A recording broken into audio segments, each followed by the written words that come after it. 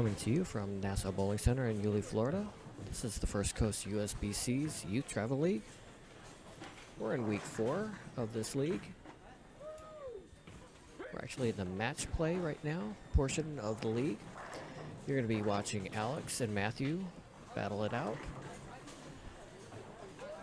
And you're also going to be watching Thomas and Nikalos.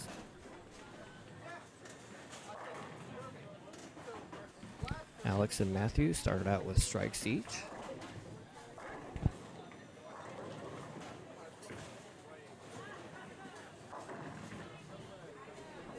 And the 10-pin falls for Thomas.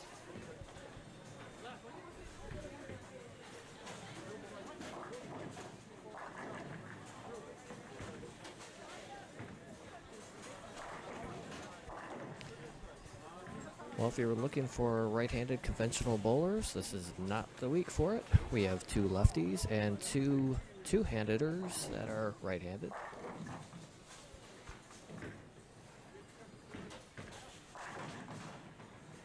Definitely 4 unique styles that you're watching today.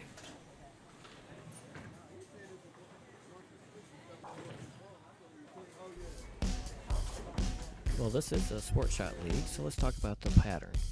This is the WTBA Mexico City pattern. It's a 45-foot oil pattern, quite heavy in the middle, especially at the beginning. Gives a good challenge to the bowlers. After 2 games of play, you'll see the rankings here. We then set our match plays according to that, 1 versus 2 and so on. Matthew versus Alex, 1-point game coming in. And Thomas and Nikalos, a 7-point game between them. We're actually in the 4th game of all 4 games that they're going to bowl today. Tried to get the 3rd game in for you, but technical difficulties, sorry about that. So we're now in the 2nd frame of the last game.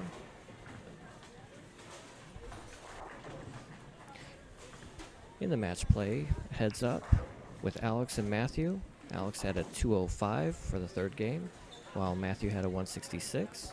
So Alex has a 39-pin lead heading into this match. As for Thomas and Nikalos, Thomas had a 158 in the 3rd game, while Nikalos had a 148. So Thomas has a 10-pin lead heading in.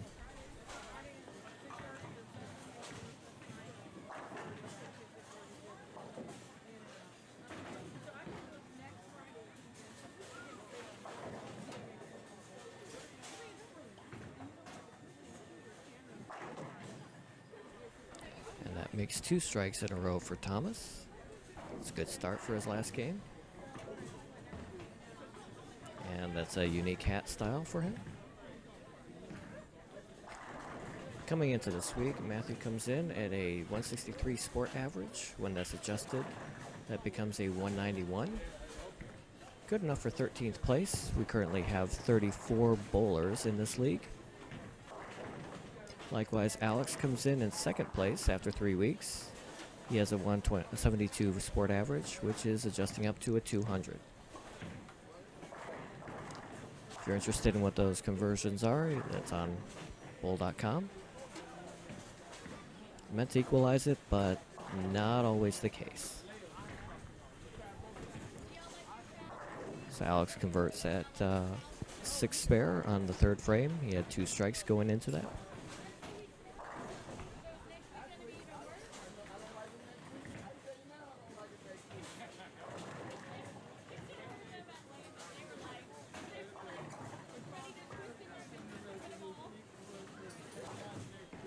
Nikalos on the left comes in with a 150 sport average, adjusts up to a 176.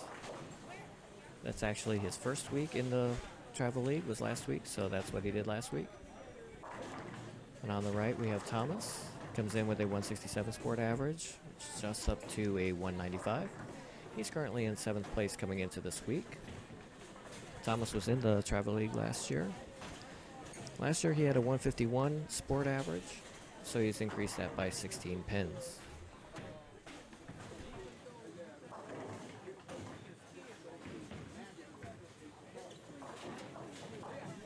And Thomas converts another spare.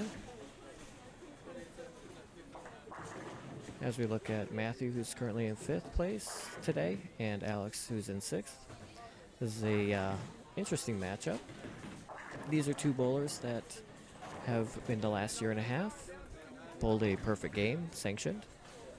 Matthew bowled his about 7 weeks ago in a tournament, the JJBT tournament. You may even see the video on this YouTube page. And Alex bowled his in February of 2015 during his league.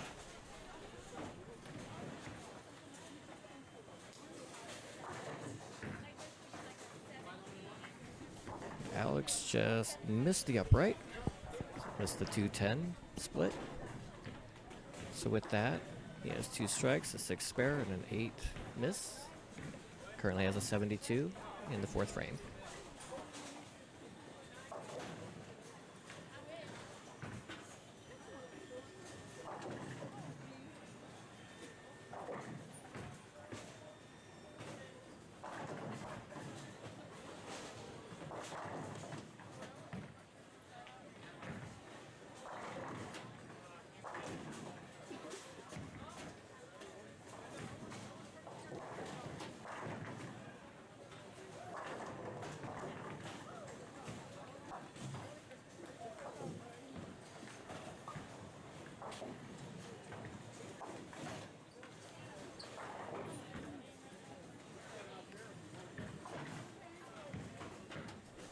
As we get a look at Alex on the left side, you'll notice that his two-handed approach is similar to Jason Belmonte, his favorite bowler. I believe he has a Facebook picture with both of them together. Taking a junior gold, Alex has been there the last 2 years and has been right at the cut line. Unfortunately, this past year he was just missing the cut by, I believe, 4 or 9 pins, one of those two. Definitely a strong bowler. He has won the Florida Pepsi tournament twice. This past year in the under 12 division and 2 years ago in the under 10 division.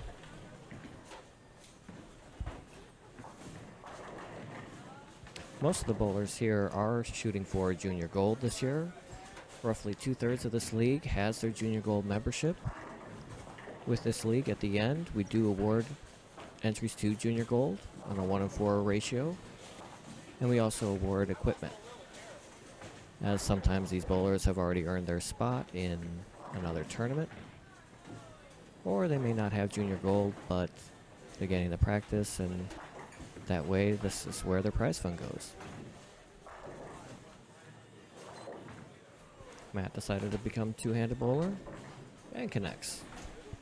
I do get the question often, does a one-handed bowler, can they become a two-handed bowler during competition?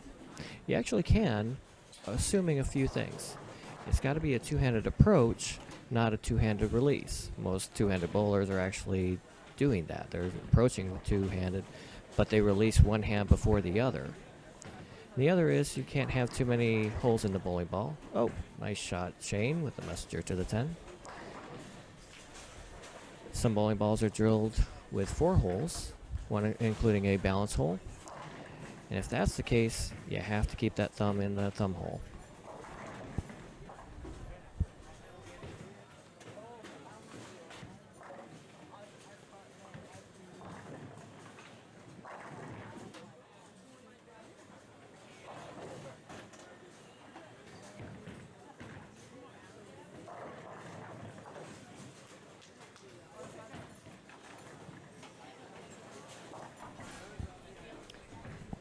As we get a look at Thomas on the left and Nicholas on the right, Thomas and Nicholas both have a home center of Bat Family Fun Center. It's actually where we will be in 2 weeks, not 1 week, sorry about that. That's our next session is going to be at Bat Family Fun Center on November 27th.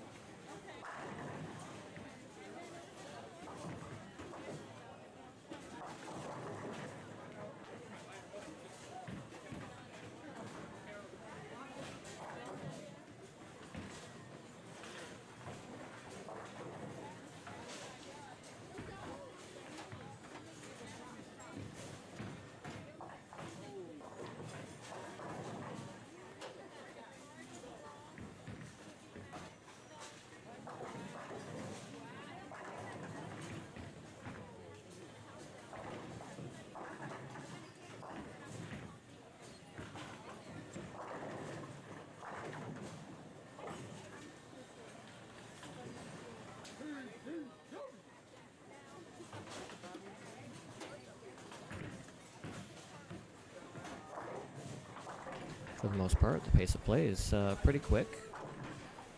It's one thing, at least I know I teach, is not to overthink. If you're thinking, you're not going to hit your mark. You just got to sometimes just go out there and bowl. Some of the high pressure situations you'll see on TV, there's routines and take quite a while, and don't have too many bowlers in our league that take a long time. But it's always good to, when you see the bowlers doing this, they're wiping the excess oil off the ball, trying to get a consistent reaction.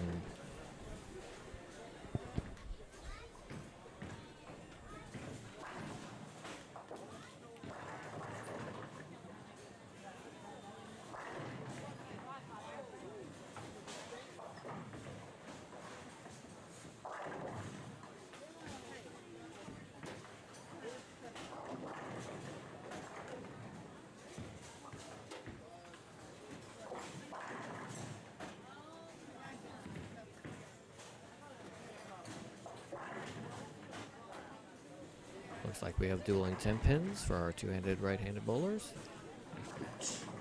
Just misses to the right for Nikalos.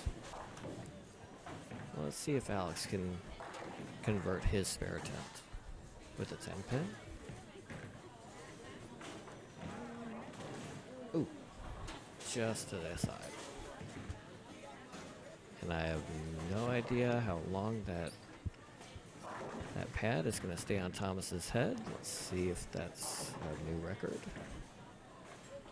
Still going. Oh, there goes. Always interesting on the lanes.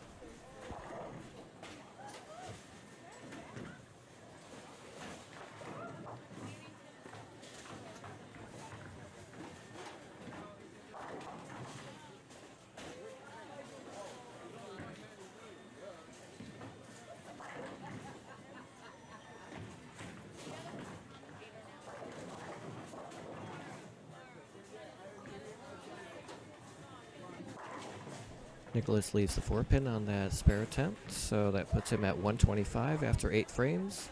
Thomas is at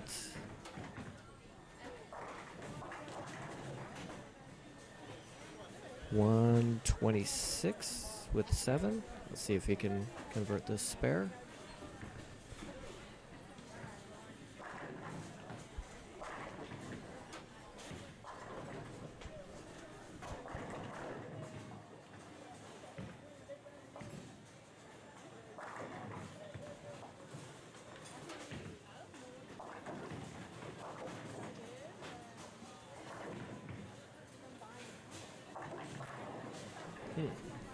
Just leaves the 7.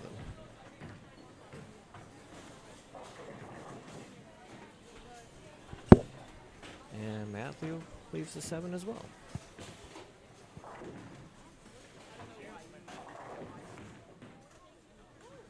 Oh, not sure if you saw that on lane, I think that's 8. Had a two-handed bowler step on the divider between the lanes. That is a foul. Gonna have to talk to him about that and get that score corrected. You can rewind it about 15-20 seconds just to see what I was talking about. Anytime you step on or put a hand on the lane or even the divider, it's that imaginary plane that you cross. Doesn't matter if it's in your lane or the next person's lane. You cross it, that is a foul. And that was on a converted spare, so that is going to be a 9 miss for him. Just a little rule tidbit for those that might not have known.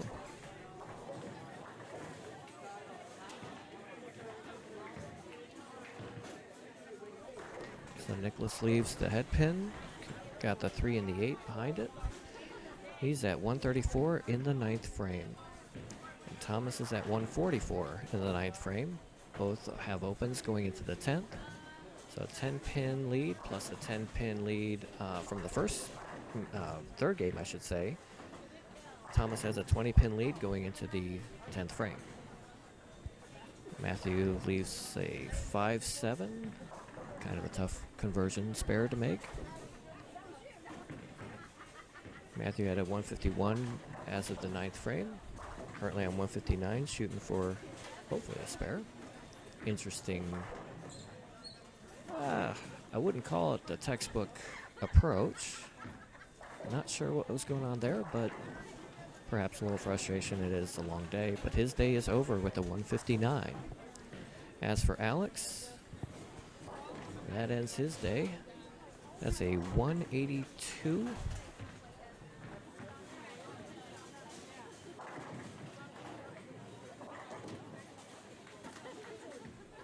As Thomas not so gracefully picks up his glasses. He's got one more throw, at least. He comes in with a 144 in the 9th. He's got 8 there, trying to convert that spare. It's a 6-8 split. And misses. So he is going to end up with a 152 for his 4th game. As for Nikalos, he does not convert either. So that is a 140 for Nikalos in his 4th game.